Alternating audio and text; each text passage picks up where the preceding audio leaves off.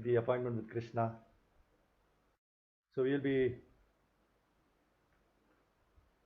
taking the class in a short while. So before that, let us get into the mood. तो पहले हम जय राधा माधव से शुरुआत करते हैं.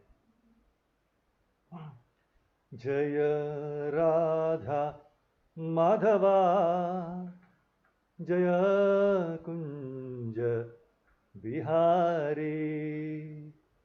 जय राधा माधवा जय कुंज बिहारी. जय गोपीजन वल्लभ जय गिरिवर धारी. जय गिरिवर धारी. जय यशोदानंद ना जय ब्रजजन रंजना. जय यशोदानंदना जय ब्रजजन रंजना. जय यशोदानंदना जय ब्रजजन रंजना. जय यशोदानंदना जय ब्रजजन रंजना. जय यमुना तिरवनचारी जय कुंज बिहारी. जय यमुना तिरवनचारी जय कुंज बिहारी. जय यमुना तिरवनचारी जय कुंज बिहारी. जय यमुना तिरवनचारी जय कुंज बिहारी. हरे कृष्णा कृष्णा कृष्ण हरे हरे. हरे राम राम राम हरे हरे. हरे कृष्णा कृष्ण कृष्ण हरे हरे. हरे राम राम हरे हरे. हरे कृष्णा कृष्ण कृष्ण हरे हरे. हरे राम राम हरे हरे. हरे कृष्ण कृष्ण कृष्ण हरे हरे. हरे राम राम हरे हरे. नाम संकीर्तन की जय. जय मुष्टपाद परमहंस परिव्रजगाचार्य श्री श्रीमती श्री भक्ति वेदांत स्वामी श्री प्रभुपाद की जय. जय मुष्टपाद परमहंस परिव्रजगाचार्य श्री श्रीमद भक्ति सिद्धांत सरस्वती प्रभुपाद की जय. अनंत कोटि वैष्णव वृंद की जय. नामाचार्य श्रीदास ठाकुर की जय. प्रेम से कहो श्री कृष्ण चैतन्य प्रभु नित्यानंद श्री अद्वैत दादा श्रीवासादि गौर भक्त वृंद की जय. श्री श्री राधा कृष्ण गोपीनाथ श्याम कुंड राधा कुंड धाम की जय. वृंदावन धाम की जय. नवदीप धाम की जय. मायापुर धाम की जय. मथुरा धाम की जय. द्वारका धाम की जय. जगन्नाथपुर धाम की जय. गंगा यमुनमयी की जय. भक्ति देव तुलसी देवी की जय. समवेद भक्त वृंद की जय. गौर प्रेमानंद हरि बोल. All glories to the assembled duties. Hare Krishna. All glories to the assembled duties. Hare Krishna. All glories to the assembled duties. Hare Krishna. All glories to Guru and Gauranga. Hare Krishna. All glories to Prabhupada. Jai Shri Prabhupada. Om Namo Bhagavate Vasudevaya. Om Namo Bhagavate Vasudevaya. Om Namo Bhagavate Vasudevaya. Narayanam Namaskritya Naram Chaiva Narottamam Devim Saraswatim Vyasam Tato Jayam Mudirayet. Nashta Prayesha Bhadreshu नित्यं भागवत सेवया भगवती उत्तम श्लोके भक्तिर्भवति नैष्टिकी। ओम ज्ञानतिमिरान्धस्य ज्ञानाञ्जनशलाकया चक्षुरुन्मिलितं तस्मै श्रीगुरुवे नमः। श्रीचैतन्य मनोभीष्टं स्थापितं येन पुत्रे स्वयं रूपकदामयं ददाति स्वपदान्तं। वन्देऽहं श्रीगुरो श्रीयुतपदकमलं श्रीगुरुं वैष्णवांश्च श्रीरूपं सागरजातं सहगणरघुनाथं तं सजीवं साद्वैतं सावधूतं परिजनसहितं कृष्णचैतन्यदेवं श्रीराधाकृष्णपादान् सहगणललिता श्रीविशाखावितांश्च हे कृष्णकरुणा सिन्धो दीनबन्धो जगत्पते गोपेश गोपिकान्त राधाकान्त नमोस्तुते। तप्तकाञ्चन गौराङ्गी राधे वृन्दावनेश्वरि विश्वभानुसुते देवी प्रणमामि हरिप्रिये।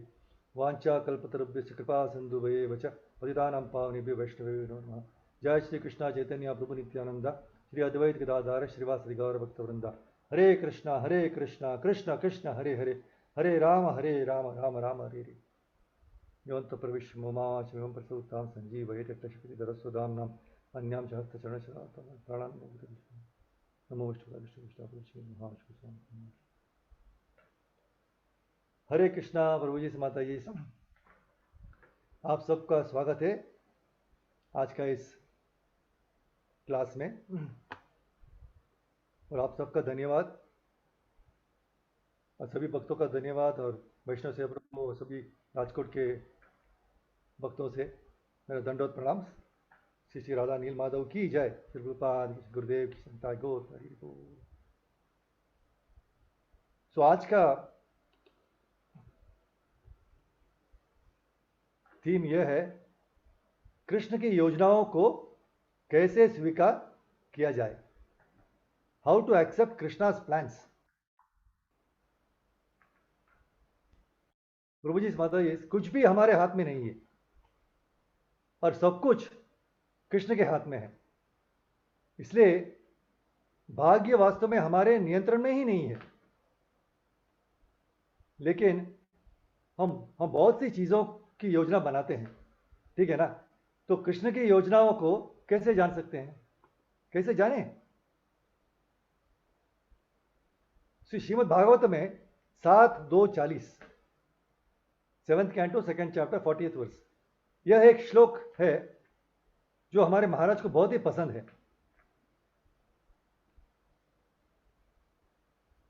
पतिच्युतं तिष्ठति रक्षितं गृहे स्थितं तद्विहतं विनश्यति जीवत्यनाथोऽपि तदीक्षितो वने गृहे विगुप्तोऽस्य हतो न जीवति।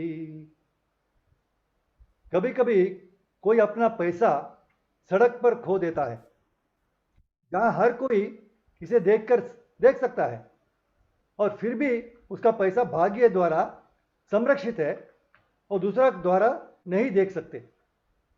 इस प्रकार जो आदमी इसे खो देता है वह उसे वापस मिल जाता है।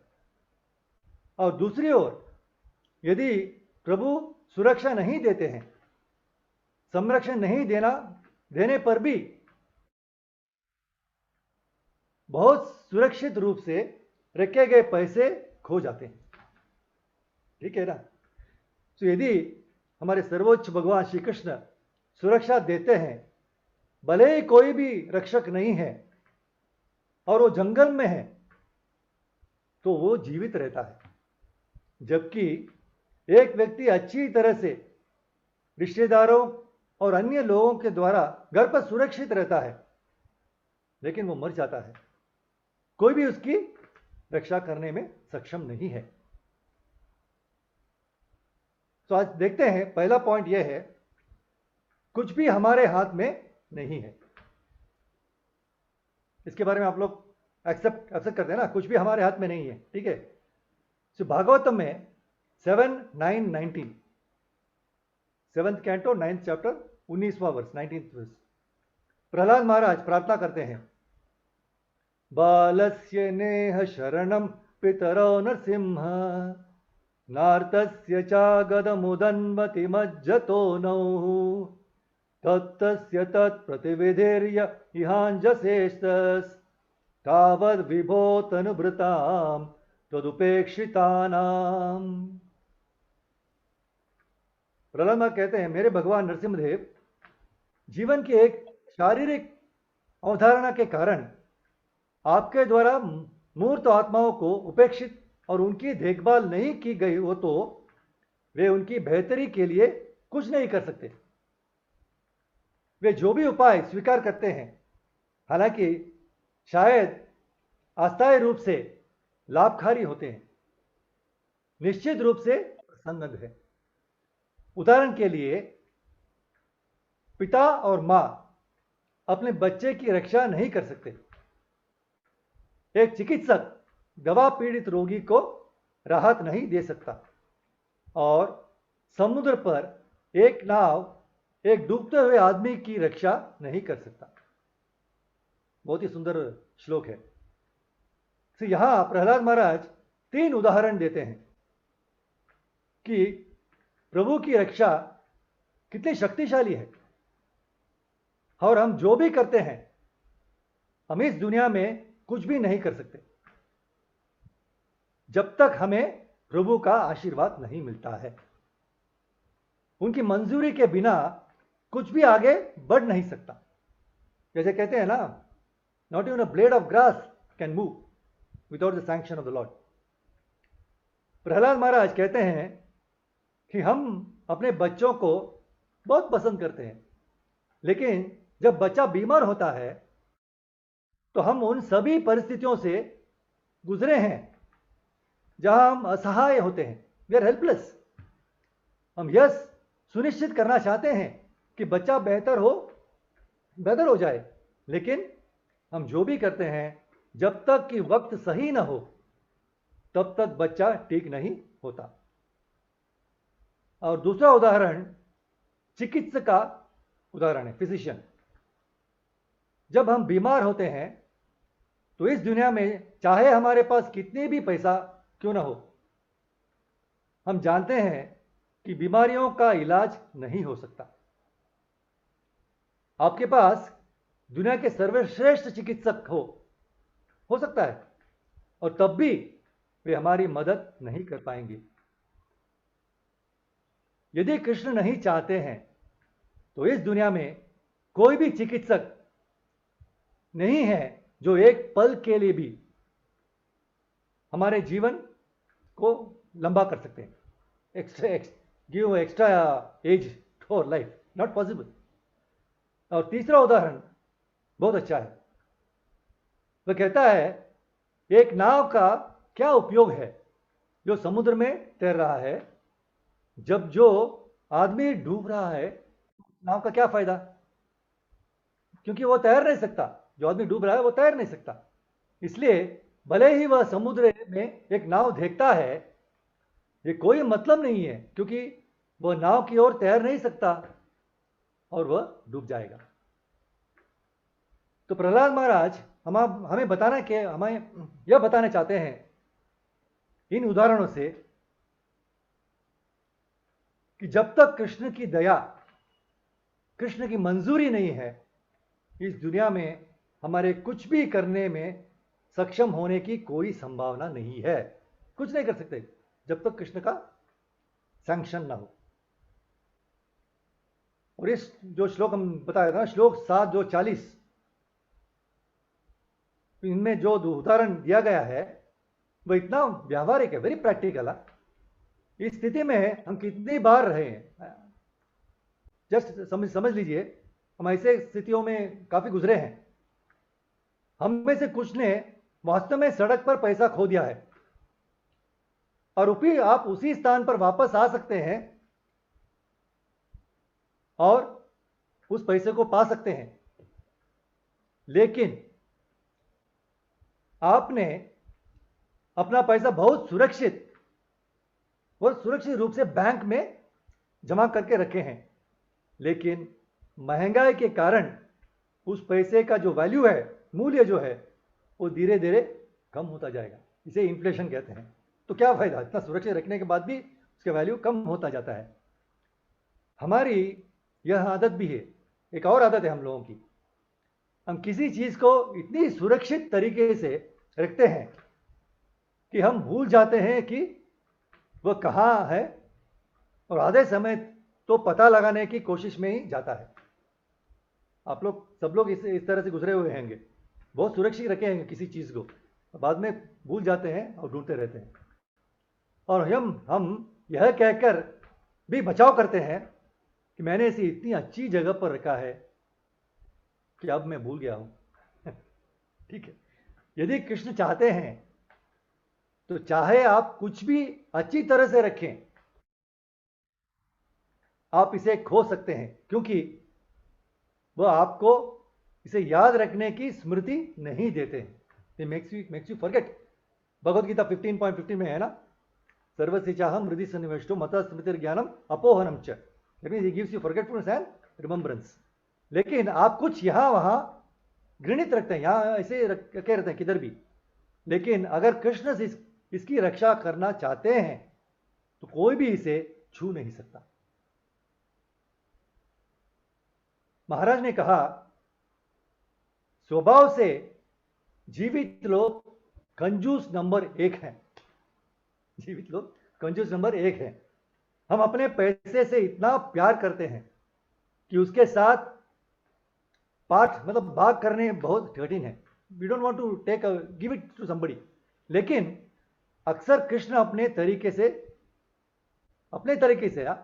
वो सोच वो कैसे भी खोज लेंगे कैसे उससे निकालना है। हम बहुत कोशिश करते हैं, लेकिन अंततः या तो पैसा कृष्ण की सेवा में चला जाता है, लगा सकते हैं ना, या तो माया की सेवा में चला जाता है। आखिर में तो हमें एहसास होता है कि हम इसे अपने साथ नहीं ले जा सकते, हमारे साथ नहीं ले जा सकते। जब हमें एहसास होता है कि हमारे साथ कुछ भी नहीं आ सकता, तो हम अपने भाग्य को स्वीकार करते हैं। जब हम यह समझ लें कि हमारे साथ कुछ नहीं आ सकते, तो हम हमारे भाग्य को स्वीकार कर लेते हैं। और यह बहुत महत्वपूर्ण है कि जब आप स्वीकार नहीं कर सकते कि कुछ भी आपके साथ नहीं जाएगा, तो आप अपने जीवन में कुछ भी स्वीकार नहीं कर सकते। इसलिए हमें हमेशा अपनी मौत के दिन को याद रखना चाहिए। Maharaj, you always remember your last day. Maharaj इस पर बहुत बार कहते रहे हैं कि जब तक आपको याद नहीं होगा कि आप मरने वाले हो, आप सोचते हैं कि सब कुछ हमारे नियंत्रण में है। लेकिन वास्तव में यह सच नहीं है। हमारे नियंत्रण में कुछ भी नहीं है, वास्तव में कुछ भी नहीं, और यह एक अटल सत्य है।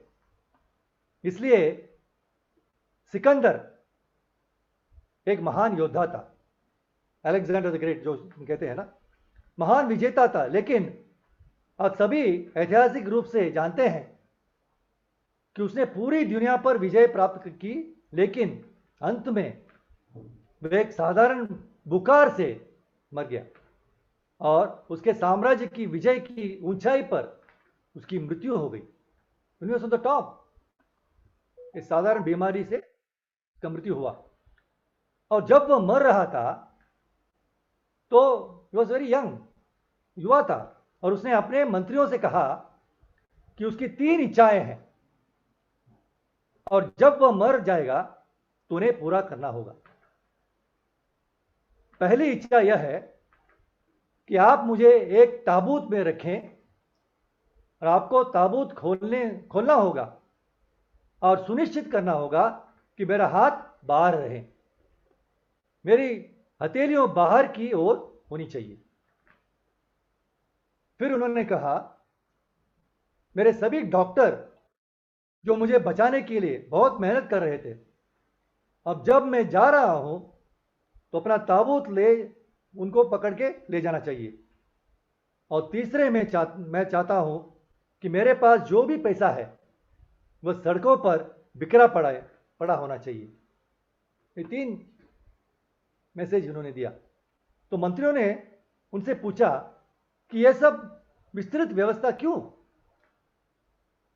और सिकंदर ने कहा, जब मौत आ रही है मुझे इस बात का एहसास हो गया। जब कोई मतलब जो प्रिजन में हैंगिंग पोजीशन में होते हैं ना, तब सबको एहसास हो जाता है, they come into their senses. This what Maharaj कहते हैं। मैं चाहता हूं कि लोग यह जाने कि जब कोई इस दुनिया को छोड़ता है तो उसकी हथेलियां उसके साथ, हाथ में ना कुछ भी नहीं है, वो कुछ ले नहीं जा सकता। वे खुले रहेंगे लेकिन वो कुछ भी पकड़ नहीं सकता। सिकंदर कहता है, मैं ग्रीस को अपने साथ नहीं ले जा सकता हूं, मैं रोम को अपने साथ नहीं ले जा सकता, मैं कुछ नहीं ले जा सकता, यहां तक कि इस शरीर को भी मैं अपने साथ नहीं ले जा सकता। दूसरी बात, मैं चाहता हूं कि हर कोई यह जान ले, हरे कृष्णा, यह जान ले कि मेरे इलाज करने वाले डॉक्टर कौन है। इसलिए नहीं कि मैं चाहता हूं कि लोग उन पर पत्थर फेंकें, लेकिन क्योंकि तथ्य यह है कि वे चाहे कितने भी कोशिश कर लें, जब मेरा समय आ जाएगा वे कुछ भी नहीं कर सकते। सही है ना? ये समझाना चाहते हैं। और तीसरा पॉइंट जो मैं चाहता हूं कि हर कोई जान ले, मैं चाहता हूं कि मेरे सभी सिक्के सड़क पर बिखरे हो, ताकि हर कोई यह जान सके कि ये सिक्के जो मुझे राज्य पर विजय दिला रहे थे, दुर्भाग्य से मेरी मृत्यु के समय मुझे नहीं बचाएंगे। Very important point. तो उन्होंने कहा यह बहुत, तो बाकी मंत्रियों ने सब उन्होंने कहा कि यह बहुत अच्छी बात है, लेकिन अलेक्जेंडर ने एक अंतिम बहुत अच्छी पॉइंट कहा। उन्होंने कहा कि यह सब अच्छा है, लेकिन आप यह भी महसूस करते हैं कि जब सिक्के फर्श पर फेंके जाते हैं तो हर कोई सिक्के उठाएंगे और वे इसे अपने हाथ में बहुत कसकर पकड़ेंगे और वे घर जाकर सोचेंगे, मैं सक्षम हूं इस पैसे को बचाएं। और यही इस दुनिया की सच्चाई है कि हम कभी भी अपने सबक नहीं सीख सकते। पैसे सड़क पर सब लोग उठाएंगे, ले जाएंगे, ये नहीं सोचेंगे अंत में ये हमारे साथ नहीं आएगा। यही समझाना चाहते हैं, लेकिन अलेक्जेंडर कहते हैं फिर भी कोई नहीं समझेगा। जब तक हम कृष्ण के पास नहीं आते हैं तब तक हम कभी भी अपना पाठ नहीं सीखते। हम अपना सबक सीखते हैं कि कुछ भी हमारे हाथ में नहीं है और सब कुछ उनके हाथों में, भगवान श्री कृष्ण के हाथ में। यह जानते हुए भी भाग्य हमारे नियंत्रण में नहीं है, हम बहुत सी चीजों की योजना बनाते हैं जबकि कृष्ण की योजनाएं सर्वोच्च है। दूसरा पॉइंट जो हम आज डिस्कस करेंगे वो है कृष्ण की योजनाओं को कैसे जाने, how to know Krishna's plans. Srimad Bhagavatam में 7:10-64 7:10-64 मायाधानो कहते हैं, देवो सुरो नरोन्यो वा नेश्वरोऽस्ति कश्चन आत्मनोऽन्यस्य वादिष्टं देवेनापोहितुं द्वयोः। मायाधानो कहते हैं, जो भी भगवान के द्वारा नियुक्त किया गया हो उसे न हम या दूसरे या कि दोनों कहीं भी या किसी भी द्वारा ऑलरेडी पूर्व घोषित किया गया है वो चेंज नहीं कर सकते। कुछ नहीं, चाहे वो एक राक्षस हो, एक दानव हो, एक इंसान हो या कोई भी हो, कोई उसे बदल नहीं सकता। अगर कृष्ण ने हमारा कोटा तय किया है तो वही हमारा कोटा होगा, इससे ज्यादा या कम कुछ भी नहीं होगा। श्रील प्रभुपाद ने अपने बहुत ही शक्तिशाली परपट में लिखा है, मायाधानो ने कहा, हालांकि मैं योजना बना रहा हूं, आप योजना बनाएं या हम दोनों की योजना है, प्रभु ने योजना बनाई है कि क्या होना है। हम सब योजना बनाते हैं, लेकिन कृष्ण ने जो योजना बनाया है वही होगा। उनकी स्वीकृति के बिना किसी की भी योजना सफल नहीं होगा। हम अपनी स्वयं की विभिन्न योजनाएं बना सकते हैं, लेकिन जब तक कि वे सुप्रीम पर्सनालिटी ऑफ गॉड, सर्वोच्च व्यक्तित्व द्वारा अनुमोदित नहीं हो जाते, वे कभी सफल नहीं होंगे। सभी प्रकार की लोगों द्वारा सैकड़ों और लाखों योजनाएं बनाई जाती है, लेकिन सर्वोच्च प्रभु की मंजूरी के बिना वे निरर्थक है। नो चांस, कुछ नहीं होगा। अब समस्या यह है कि हम हमेशा पूछ सकते हैं, ठीक है, इसलिए कृष्ण की योजना सर्वोच्च है, हम कैसे जान सकते हैं कि उनकी योजना क्या है? कम से कम अगर हम उनकी योजना जानते हैं तो हम उनकी योजना से जाएंगे। महाराज ने कहा कि यह भी एक पतन है, क्योंकि सच्चाई यह है कि यदि हम जानते हैं कि कृष्ण हमारे लिए क्या चाहते हैं, तब भी हमारा स्वभाव बहस करना है। अगर हम जानते भी हैं कृष्ण की क्या प्लान है, तब भी हम बहस करेंगे। फिर भी हमारा स्वभाव है, हम कहेंगे ना, हे कृष्णा, मैं ये सब स्वीकार करता हूं, आपका प्लान है स्वीकार करता हूं, लेकिन मेरे पास पूछने के लिए एक चीज है। यह हमारी समस्या है। हम हमेशा सोचते हैं कि हम कृष्ण से भी बहस कर सकते हैं। हमारे पास जो तर्क है वे केवल वकीलों तक ही सीमित नहीं है, हम उससे भी ज्यादा है।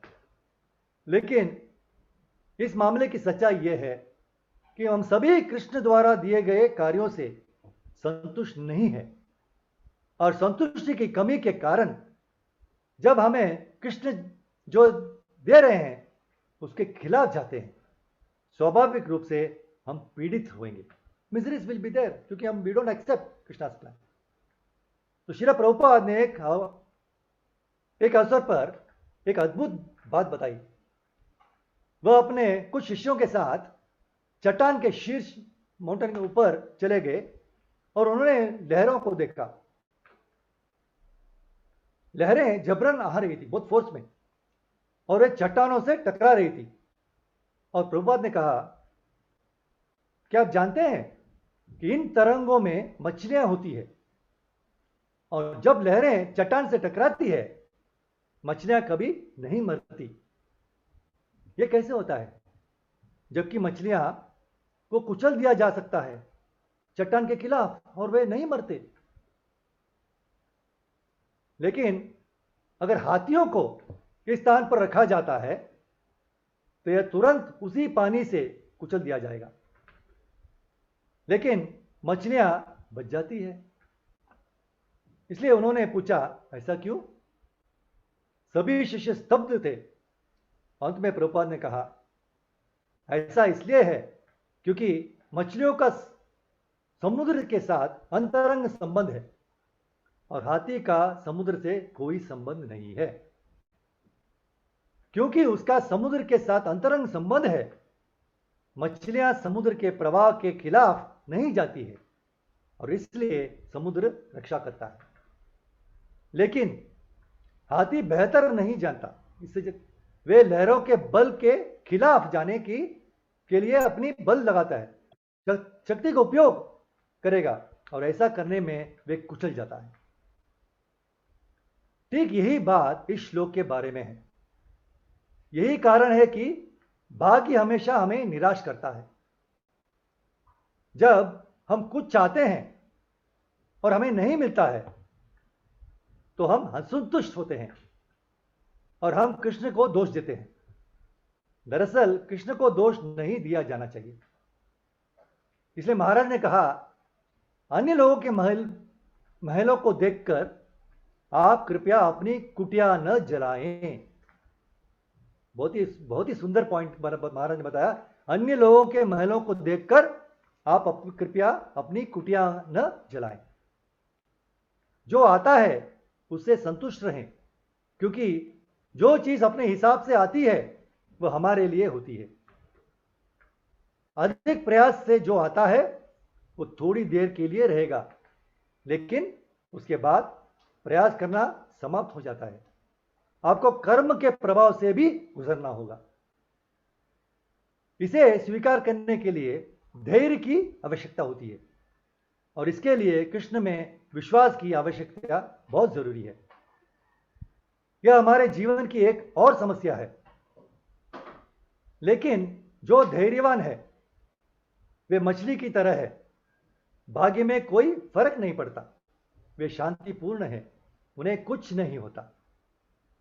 तो कैसे जाने कि कृष्ण की योजना क्या है? और यह बहुत महत्वपूर्ण पॉइंट हमें देखना चाहिए। महाराज कहते हैं कृष्ण की योजना को जानने का सबसे अच्छा तरीका है, क्या तरीका है? यह स्वीकार करना है कि आप कृष्ण की योजना को नहीं जानते हैं। बहुत अच्छी। महाराज कहते हैं कृष्ण की योजना को जानने का सबसे अच्छा तरीका क्या है? कि यह स्वीकार करें कि आप कृष्ण की योजना को नहीं जानते हैं। यह उनकी योजना को समझने का बहुत स्टार्टिंग पॉइंट है, प्रारंभिक पॉइंट है। भीष्मदेव ने श्रीमद् भागवतम में 1:9-16 first canto 9th chapter 16th verse में इसे बहुत अच्छी तरह से बताया है। उन्होंने कहा है, न यस्य कर्यित राजन पुमान वेद विदिस्थितम यद्विजेना सया युक्ता मुह्यंति कवयोपि। हे राजा, कोई भी भगवान श्री कृष्ण की योजना को नहीं जान सकता है। भले ही महान दार्शनिक तक कर पूछताछ करते हो, वे हतप्रद हो जाता है, ही बिकम्स bewildered, उसके भी नहीं जान सकते। युधिष्ठिर यह सोचकर बहुत दुखी थे कि महाभारत युद्ध का पूरा कारण मूल रूप से उनकी गलती और लालच है। वह इतना बड़ा भक्त था कि उसने खुद को कौरवों के नरसंहार के लिए दोषी ठहराया। लेकिन जब वह भीष्मदेव के सामने आया तो भीष्मदेव ने कहा कि यह भगवान का व्यवस्था, उनकी पास टाइम है, उनका अरेंजमेंट है। तो भगवद गीता में 11वां चैप्टर 33वां वर्स 11.33 में बताते हैं, तस्मात् मुत्तिष्ठ यशो लभस्व जित्वा शत्रून् भुङ्क्ष्व राज्यं समृद्धं मयैवैते निहतान् पूर्वमेव निमित्तमात्रं भव सव्यसाचिन्। इसलिए उठो, लड़ने के लिए और महिमा जीतने के लिए तैयार करें, अपने दुश्मनों पर विजय प्राप्त करें और एक समृद्ध राज्य का आनंद ले। वे पहले से ही मेरी व्यवस्था द्वारा मार दिए गए हैं और आप हे सव्यसाची लड़ाई में एक साधन हो सकते हैं, इंस्ट्रूमेंट। तो कृष्ण बहुत स्पष्ट रूप से कहते हैं कि यह उनकी व्यवस्था है। कृष्ण कहते हैं, हे अर्जुन, मैं सभी को मार रहा हूं, आप हत्या नहीं कर रहे हैं, आप नहीं कर रहे हैं, मैं। कृष्ण कहते हैं, मैंने फैसला किया है इस सिपाही की मौत हो जाएगी, उस सिपाही की भी हत्या हो जाएगी, वह सिपाही को मार दिया जाएगा। मैं उन्हें सिर्फ अपने दृष्टि से मार रहा हूं, ये मेरी योजना है। तो अर्जुन ने पूछा, तो मैं क्या करूं? मेरे लिए तीर चलाने की क्या मतलब है? आपने सबको ऑलरेडी मार दिया है, तो मेरे तीर चलाने से क्या मतलब है? वेरी लॉजिकल पॉइंट अर्जुन ने पूछा। तो कृष्ण कह रहे हैं, आप तीर के महान शूटर हैं। कृपया ध्यान दें कि आप तीर के महान शूटर हैं, लेकिन आप किसी को नहीं मार रहे हैं। ये तो कुछ ज्यादा हो गया ना। मतलब ऐसे कैसे हो सकता है? अर्जुन सोच रहा था वो तीर चला रहा है, इसलिए सब लोग को मार रहा, लेकिन कृष्ण कह रहे हैं आप कुछ नहीं कर रहे, मैंने अपने दृष्टि से सबको मार दिया है। तो महाराज ने कहा कि यह पारलौकिक कटाक्ष है। In English it is known as transcendental sarcasm. Krishna के पास लड़ाई शुरू होने से पहले ही हास्य करने का समय है, जोक्स मार रहे हैं। तो वह कहता है, आप सव्यसाचिन, बाणों के विशेषज्ञ, निशानेबाज हैं, लेकिन आप बेकार हैं। आप सव्यसाचिन हैं, लेकिन जब तक मैं ऐसे तय नहीं करता तब तक आपके तीर लक्ष्य की ओर नहीं जा सकता और लक्ष्य नहीं खोज पाएंगे। इस तरह कृष्णा हमें सिखा रहे हैं, जब तक कृष्णा नहीं चाहते हम कुछ नहीं कर सकते। तो वो अर्जुन से कह रहा है कि अर्जुन, तुम्हारे पास बहुत प्रतिभा हो सकती है। अगर तुम सोचते हो कि तुम प्रतिभाशाली हो तो तुम गलत हो। जिसके पास प्रतिभा है वह स्वयं मैं हूं, लेकिन मैं प्रतिभा तुम्हें उधार में दे रहा हूं। He is lending this skills.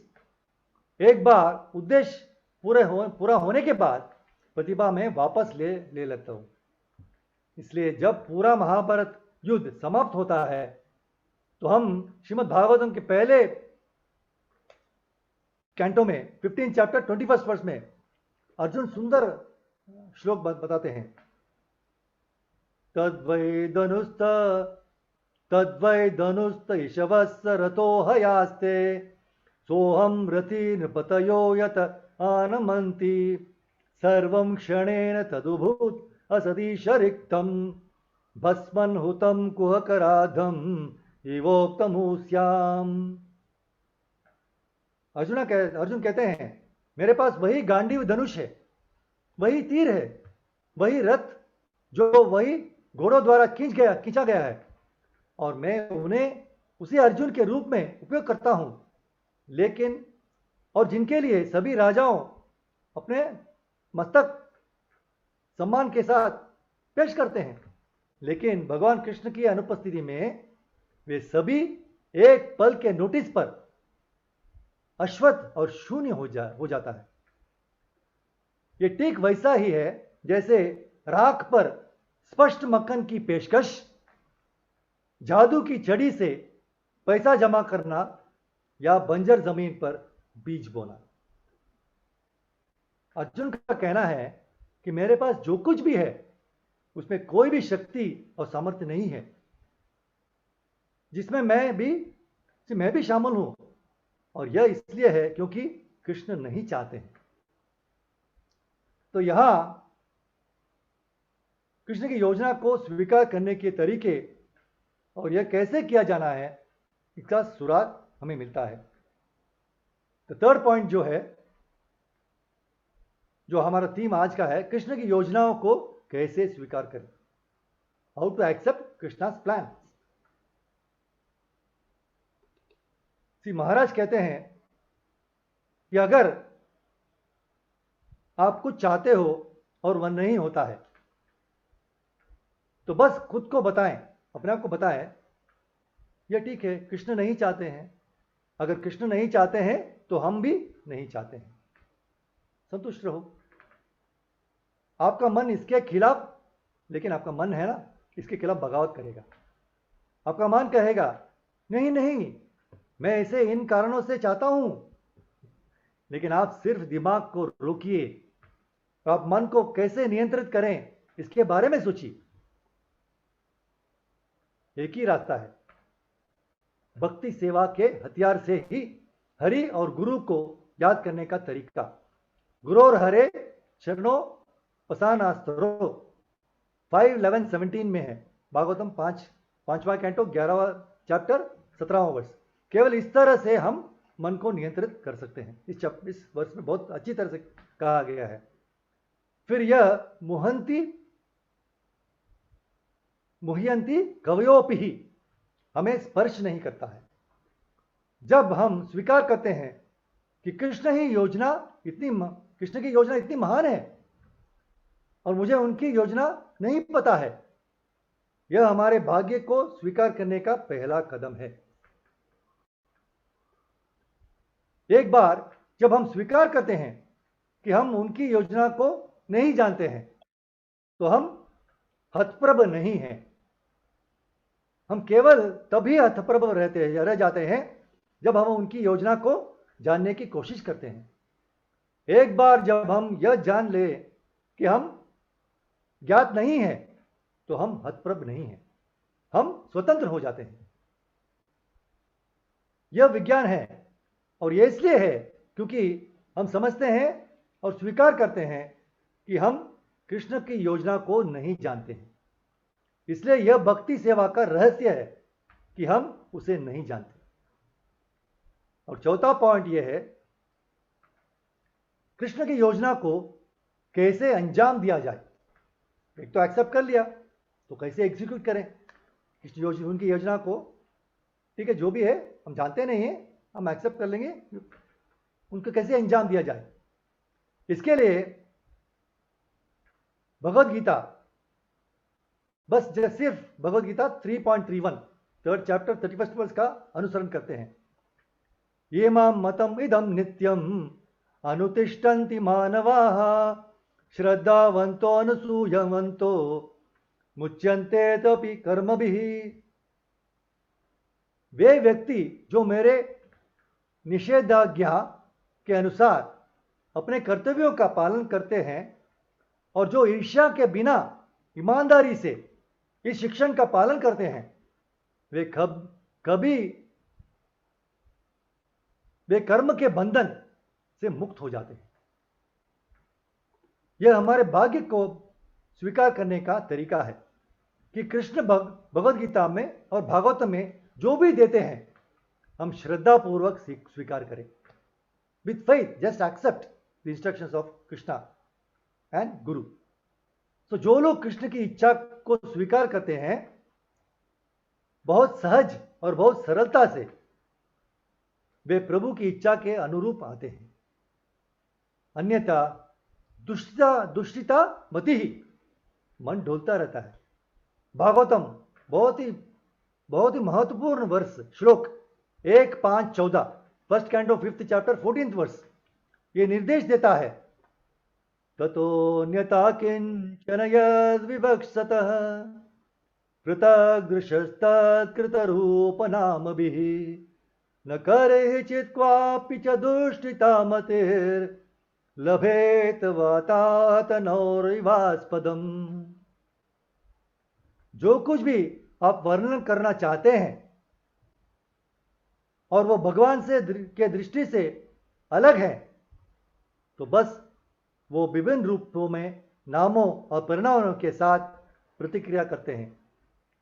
मन को उत्तेजित करने के लिए, जैसे हवा एक नाव को उत्तेजित करती है जिसमें कोई आराम करने को जगह नहीं है।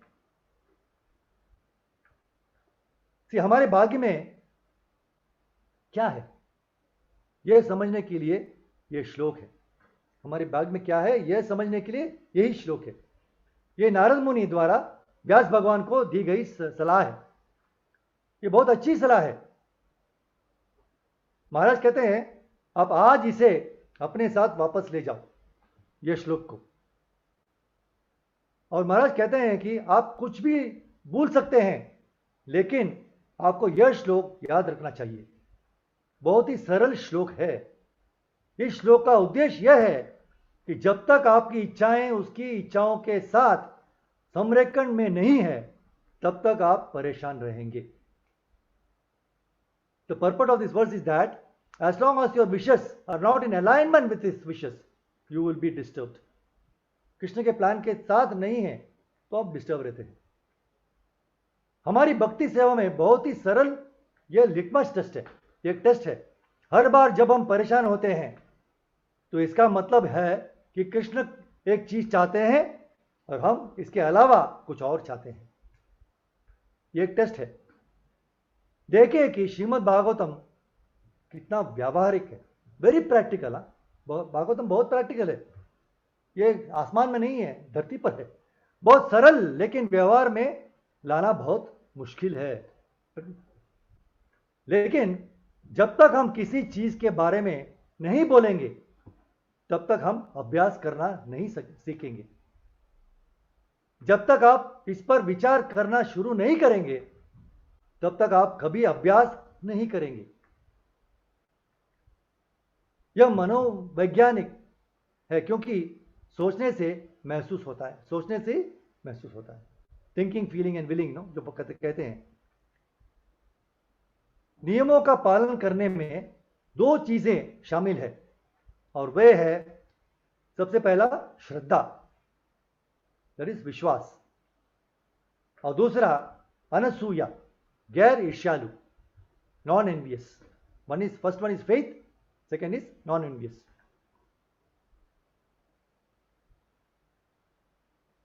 सो हम ये जानने की कोशिश करते हैं ये चौथा पॉइंट में, कृष्ण की योजनाओं को कैसे पूरा करें। हमें कृष्ण से कभी ईर्ष्या नहीं करनी चाहिए। ईर्ष्या की वजह से हम लोग यहाँ मटेरियल वर्ल्ड में आए हैं ना, ईर्ष्या नहीं करनी चाहिए। भगवत गीता में भगवत गीता कृष्ण अर्जुन को क्यों कहते हैं? क्योंकि इज नॉन एनवियस, ईर्ष्यालु नहीं है, और वो भक्त हैं और दोस्त भी हैं, फ्रेंड हैं।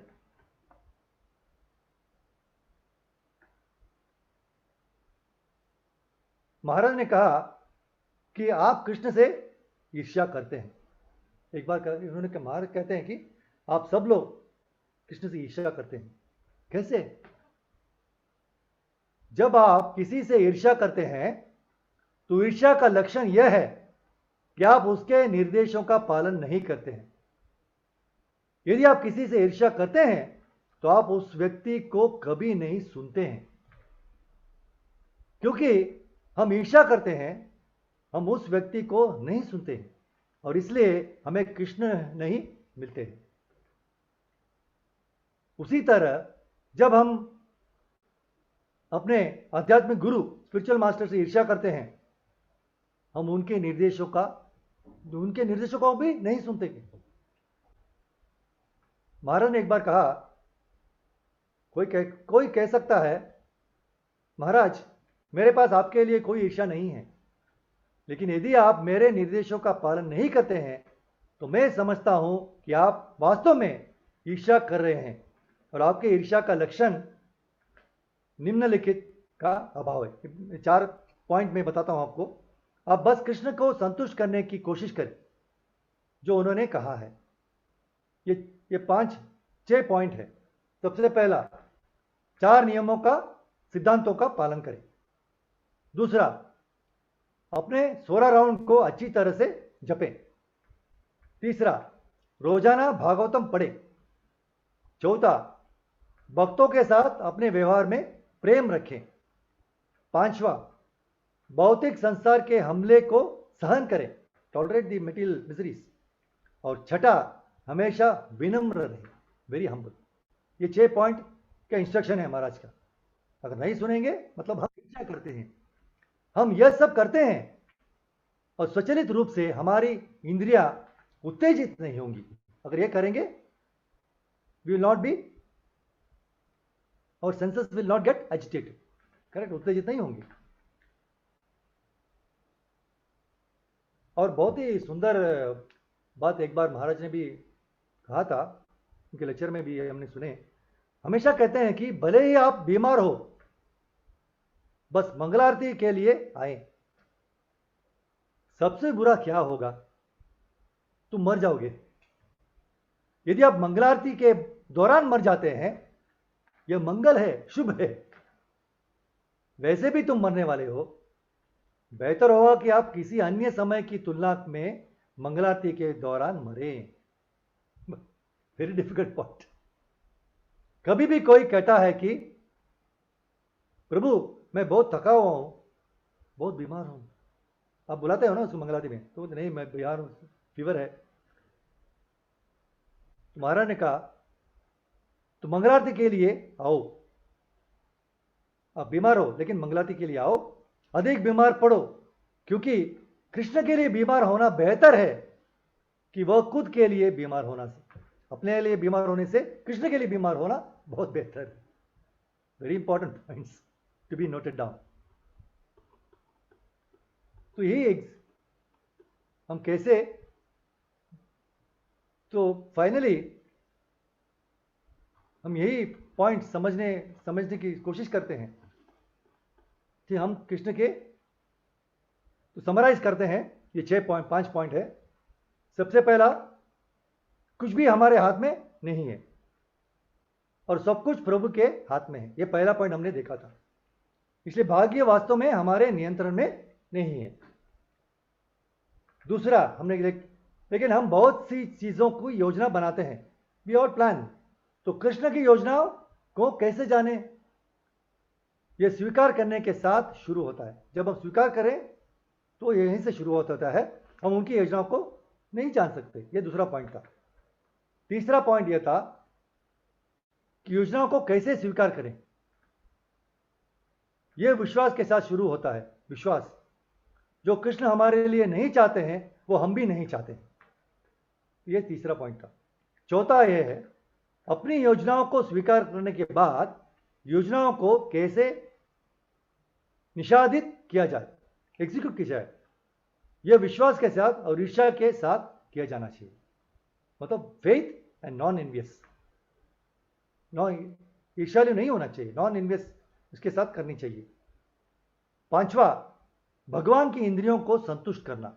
We have to satisfy the senses of the lord. उनके संतुष्ट करने के लिए हमारी इंद्रियों को त्यागना है।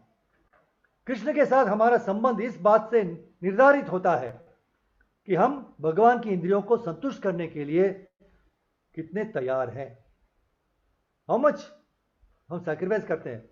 जो भी हम डिवोशनल सर्विस करते हैं, सुबह उठने से रात को भगवान को सुलाने तक, जो भी हम पैकेज जो प्रभुपाद ने हमें दिया है, वो सब डिवोशनल एक्टिविटी सर्विस जो करते हैं वो हम सब कृष्ण के सेटिस्फैक्शन के लिए कितना करते हैं, किस हद तक हम कर सकते हैं, उस पर निर्धारित है हम कितना तैयार हैं। तो दिस इज ए वेरी, मतलब यही तो आज का ये शीर्षक था कि कृष्ण की योजनाओं को कैसे स्वीकार किया जाए। हम कृष्ण की योजनाओं को स्वीकार मतलब स्वीकार ही करना चाहिए। हम जान नहीं सकते उनका प्लान क्या है, स्वीकार करें और एग्जीक्यूट करें। और बहुत ही सुंदर पॉइंट्स थे, तो ये सब पॉइंट्स याद रखें। और महाराज ने जो भी हमें शिक्षा दी है, सबसे बहुत महत्वपूर्ण पॉइंट जो हमें जानना है वो यह है कि हम कृष्ण के बिना ईर्ष्या नहीं होना चाहिए।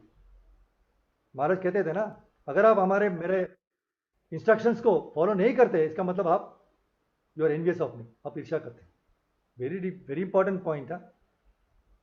सो we have to follow the instructions to disobey the orders of spiritual master. हम हमेशा रोज कहते हैं 10 ऑफेंसेस में, तो orders of spiritual must be obeyed. Obedience is the greatest remembrance of Krishna. Obey करते हैं, भगवान की याद जरूर करेंगे। सो ये सब पॉइंट हम याद रखें और हमारे डिवोशनल सर्विस में आगे बढ़े। तो हम यहीं पर विश्राम करते हैं। तो थैंक यू महाराज, प्रभु जी से माता जी मुझे यह अवसर देने का कि आप सबके सेवा में रहें। तो इसी तरह thank you very much. Hare Krishna. यहीं समाप्त करता हूँ। अगर कोई आपको कुछ कहना है तो कह सकते हैं। Thank you. हरे कृष्णा।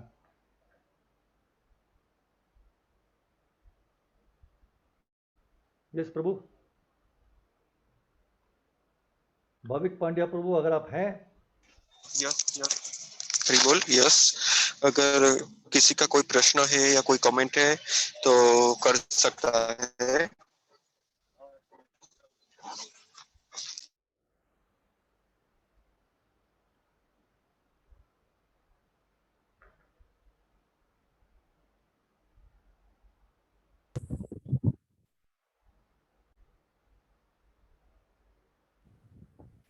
हरे कृष्ण प्रभु। हरे कृष्णा प्रभु।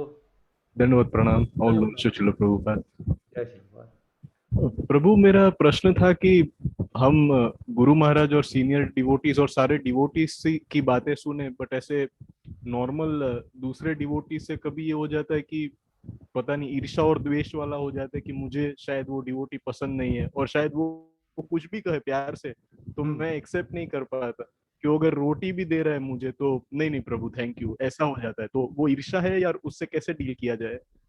यह बहुत अच्छी सवाल है। बहुत ही मतलब कहने का है, वही मैं भी प्रीच कर रहा हूँ ना। कहना आसान है लेकिन प्रैक्टिस करना बहुत मुश्किल है। सही बात है। लेकिन एक्चुअली क्या है, हमें बिकॉज हम ऐसे क्यों करते हैं, भगवत गीता में सबसे पहला ये शिक्षा क्या, कृष्णा क्या कहते हैं, हम शरीर नहीं हैं, हम आत्मा है। ठीक है। हम हमेशा अब तक भी हम शरीर, we are all in bodily conscious, अभी भी हम शरीर को ही देखते हैं, आत्मा को नहीं देखते, इसलिए हम डिस्क्रिमिनेट करते हैं, ये वक्त अच्छा है, ये अच्छा है, ये नहीं है, ये सही है, ऐसे डिफरेंशिएट करते हैं, डिस्क्रिमिनेशन हो जाता है।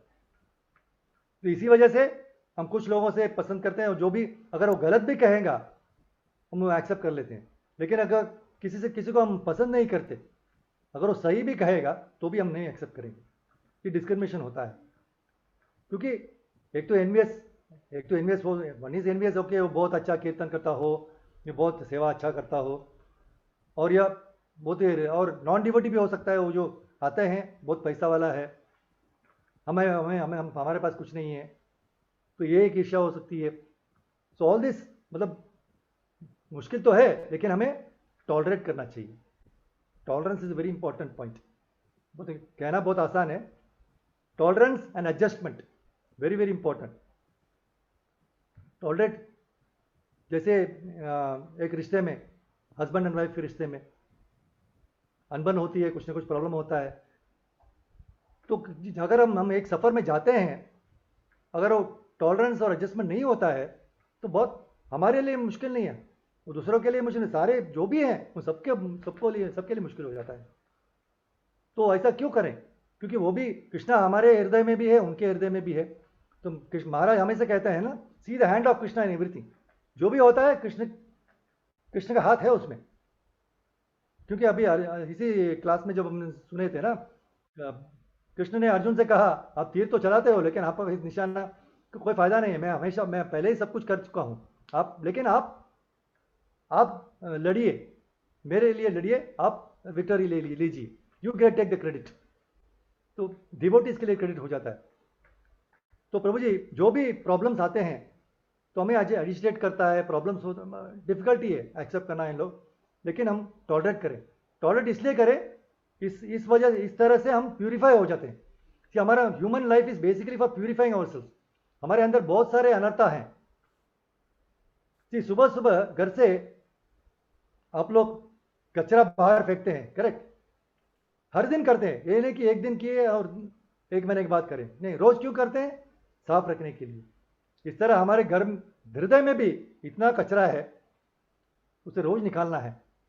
कैसे निकाल सकते हैं? हम अंदर हाथ डाल के नहीं निकाल सकते, चैंटिंग करना पड़ेगा, हरे कृष्णा कृष्णा कृष्णा हरे हरे, हरे राम राम राम हरे हरे। चैंटिंग से निकाल सकते हैं। तो ये ईर्ष्या, ये सब जो भी है,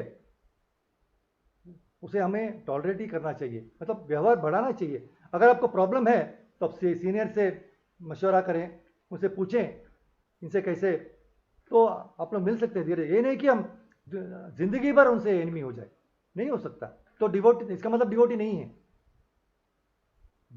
जैसे हम एक लेक्चर था प्रभुपाद का, एक बिजनेसमैन आया था अंदर दर्शन करने के लिए, देखा कि दो लोग लड़ रहे थे, ठीक है, डिवोटीज लड़ रहे थे, वो देख के सीधा चला गया। तो प्रभुपाद ने एक भक्त को बुलाया, बोला ये जो बिजनेसमैन आए, तो प्रभु आए थे, जो आए थे वो आके चले क्यों गए, उनको बुलाइए। तो नेक्स्ट डे वो आए थे, तो उनको पूछा कि आप आए थे दर्शन करने के लिए, तो आपने दर्शन तो नहीं किया, तो आपने दोस्त दर्शन करके चले गए, भगवान का दर्शन नहीं किया। तो एक्चुअली आपका मतलब है भगवान का दर्शन कर ले, दोस्त दर्शन करने के तो आपका कॉन्शियसनेस भी दोषी होगा। So always try to see the good things in life. Last point, Prabhu Maharaj हमेशा कहते हैं कि हम अगर ग्रीन ग्लासेस रखेंगे तो हम सबको सब कुछ हरा ही नजर आएगा। मतलब फॉल्ट फाइंडिंग, ये अच्छा है, ये ऐसा नहीं है, हम जज बन जाते हैं अपने आप। लेकिन आप ग्रीन ग्लास को निकाले, सब कुछ साफ सुथरा नजर आएगा। तो हमें धीरे धीरे इसे ग्रेजुअली कर सकते हैं। और सबसे जरूरी फाउंडेशन यही है कि चैंटिंग करें और भक्त के संग में रहें। अगर किसी से पसंद में नहीं है तो धीरे धीरे हो सकता है, लेकिन चैंटिंग से हो सकता है, एकदम से नहीं जा सकता। लेकिन जैसे नॉन डिवोटीज पे तो होता ही है, क्योंकि वो मटेरियल के जो हमारे टेंडेंसी है हम यहाँ पे भी लाते हैं, मंदिर में भी ले आते हैं, इसीलिए प्रॉब्लम होता है। तो मंदिर में आने के बाद वो बाहर मेटल टेंडेंसी बाहर फेंक देना चाहिए। आसान है कहना, लेकिन होपफुली मैं आपका प्रश्न का उत्तर दे पाया। Hare Krishna. Ji Prabhu, thank you. Hare Krishna. Hare Krishna, thank you very much. Hare Krishna. किसी और का कोई प्रश्न है तो पूछ सकते हैं। हरे कृष्णा। हरे कृष्णा वैष्णव से प्रभु, दंडोत प्रणाम। दंडवत प्रणाम। बहुत दिन के बाद मैं जी जी प्रभु, आपका आवाज सुन के बहुत खुश हो रहा है। हाँ, थैंक यू वेरी मच। मैं पूरा लेक्चर सुना, बहुत बढ़िया प्रभु जी।